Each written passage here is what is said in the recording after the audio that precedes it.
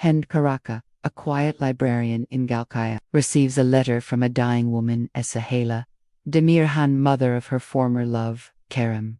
Inside, a truth buried for 20 years. Hande's daughter, Lara, is also Kerem's. Now Kerem is returning to the coastal town unaware that the woman he once loved bore his child. Hande must face the man who broke her heart, and the daughter who doesn't know the truth. Lara confronts her mother after overhearing the truth. Kerem walks along the beach, wrestling with guilt. When father and daughter meet for the first time, no words are needed, just a bracelet, a gaze, and a second chance. Hande fears losing the only piece she's built, even as old love reignites. Lara discovers a hidden photo of Hande and Kerem, prompting questions Hande can't answer. Kerem confides in Nazin, Hande's best friend, learning how lies once shattered their love. When Lara disappears briefly, Hande fears losing her all over again. But Lara returns with more questions than ever. A stranger delivers an envelope to Lara, inside a photo of Kerem with another woman, and a warning: the truth hurts. Suspicion grows. Hande and Kerem suspect Omar, Kerem's jealous adoptive brother. Meanwhile, Lara begins to feel the pressure of a legacy she never asked for.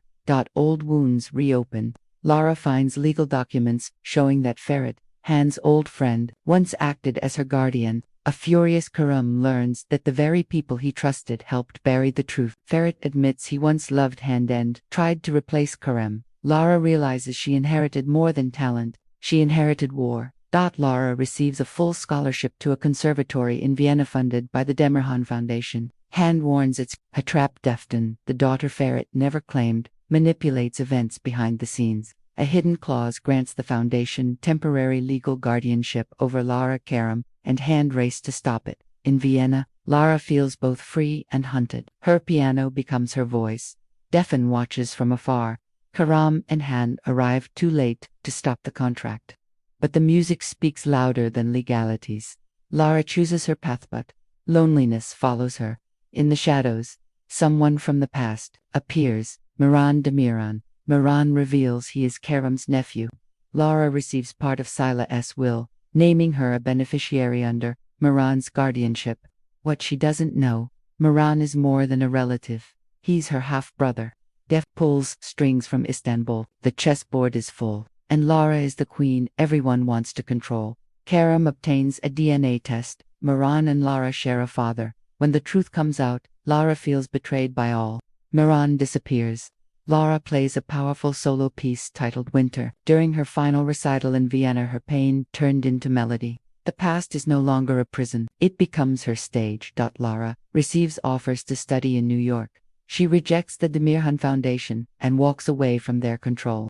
Kerem and Hande stand together for the first time as a family. Defton uncovers that even she was a pawn in Sila's old plan. In a final twist, Lara finds a note in her coat. I love you, daughter, but I am neither Kerem nor Ferit. I hope someday you forgive me. Your real father. As snow begins to fall in New York, Lara closes her eyes. Winter has come, but this time, she opens the door. Peace doesn't begin when winter ends. It begins when we forgive the storm. Lara adjusts to life in New York. A scholarship at Juilliard. New faces, new freedom. But in the quiet of her small apartment, she replays that letter. I am neither Kerem nor Ferit. She has two fathers who loved her and one she never knew. Meanwhile, in Istanbul, Defton disappears after uncovering the truth about her own identity. A USB drive is left behind, and in it, proof of illegal adoption records and financial schemes that could destroy the Demirhan legacy. Hande begins to write a memoir, not to publish, but to leave behind a record for Lara. One day, Kerem secretly hires an investigator to track down the man who claims to be Lara's real father. Some men hide from their sins, others build empires on them. The investigator finds him, Selçuk Aydemir, a political strategist, now living under a different name. He once had a brief relationship with Hande during her months away from Kerem, but Hande never told him she was pregnant. Selçuk has a family, a son, a wife, a career. If Lara discovers the truth, it could ruin everything. Kerem confronts Selçuk in private, offers him a deal. Stay away from Lara, come clean. Says only one thing: if she's like her mother, she'll find me. Truth, like music, always finds its way out of silence. Lara writes her first original symphony, titled Mother. During rehearsal, Her mentor hears something strange in the final movement, an echo of a Turkish lullaby. Lara doesn't remember writing it. Hande, reading the memoir, breaks down. It was the song she used to hum when Lara was a baby, during her fevered nights in the hospital, back in Istanbul.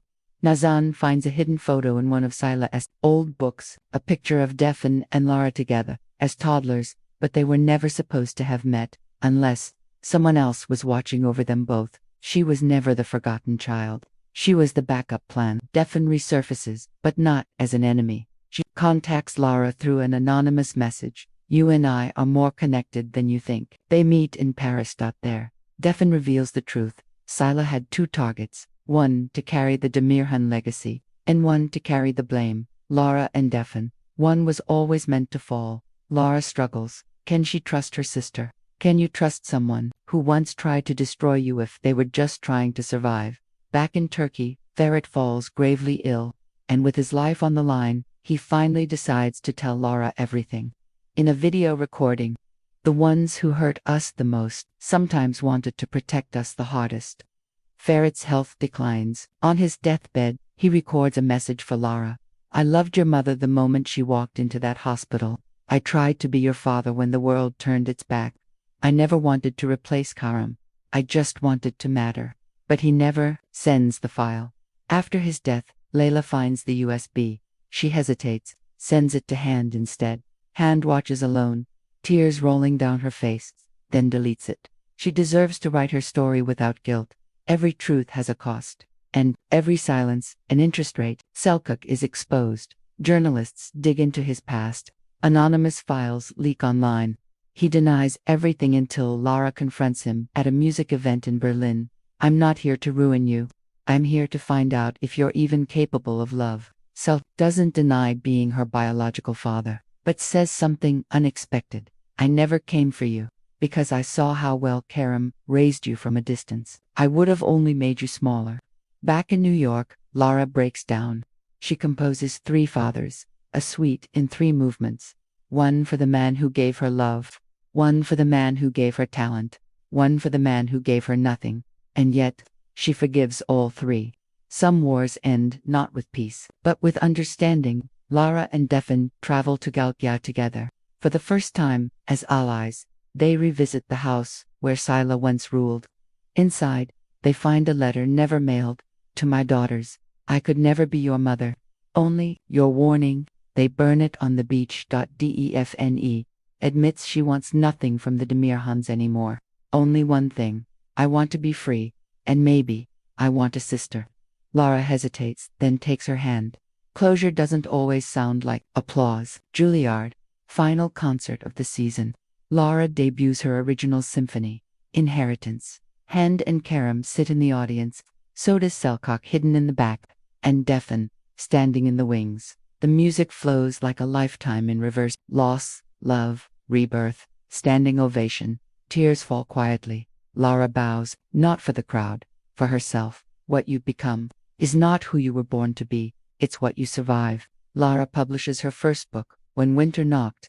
It becomes a sensation, half memoir, half poetry, full heart. The final chapter ends with the line, I was born from silence, raised by secrets, and healed by choosing my own voice. Winter knocked. I opened. Spring came in. Lara returns to Galkaya. One last time. She visits the old house, the cliff, the sea, walks beside her. Hande follows quietly. In her hands, Lara holds the ashes of a letter, one she never read, from a father she never needed. She scatters them into the sea. I'm not afraid of the winter anymore, she says. She smiles. The first flower of spring grows by the rock's end.